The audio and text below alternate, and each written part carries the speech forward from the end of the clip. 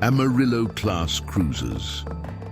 When it entered service in 2152, the fusion-powered Amarillo-class cruiser, CC-33, was the most capable warship of the United Earth Stellar Navy, UESN.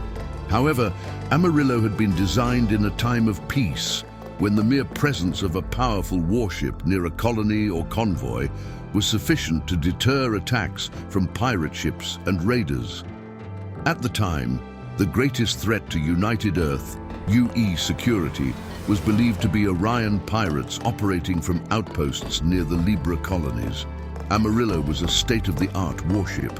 It carried 30 offensive and defensive missiles for long-range attack and 6 laser cannons to engage smaller targets, such as fighter craft. With its 3N9D fusion power plant and twin outboard Jaguar in nacelles, Amarillo could reach a maximum speed of WF 2.8. Thus, Amarillos were some of the fastest and most heavily armed ships in known space. Able to remain independently on station for months at a time, Amarillo made an effective patrol cruiser to protect Earth's outer colonies from piracy. Unfortunately, Amarillo was not the ship the UE needed to prosecute a full-scale interstellar war against a ruthless, determined, and technologically advanced enemy. At the start of the Earth-Romulan War in 2156, Romulan warships carried larger missile complements and crews, were equipped with faster warp drives, and operated in far greater numbers. At the start of the war, 10 Amarillo-class cruisers were in service with the UESN. As the Romulan invasion threatened to overwhelm the UESN in the first 20 months of the war, Amarillo cruisers hurled themselves again and again against the invading Romulan fleets in an attempt to blunt the force of the attack. Although Amarillo was a technologically robust design with more precise weapons targeting systems and superior maneuverability, it was outclassed by the larger, better armed, and more numerous Romulan Cabbage-class cruisers, but could still inflict considerable, often lethal damage on enemy vessels. By the time Amarillo was finally withdrawn from frontline service in March 2158, 18 of the 25 ships constructed had been destroyed, an astonishing loss rate of 72%.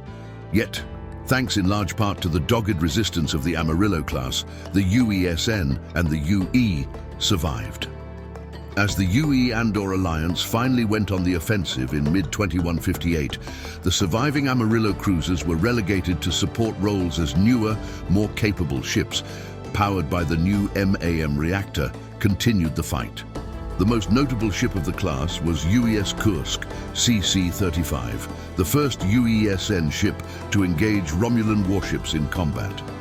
In 2152, UE intelligence began receiving reports of an unknown race aggressively expanding into systems anti-spinward of Utopia colony.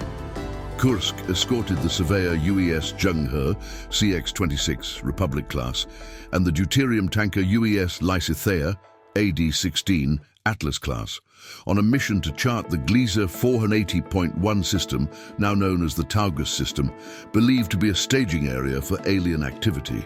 As they approached the system on April 13, 2153, they were confronted by a force of 5 large warships.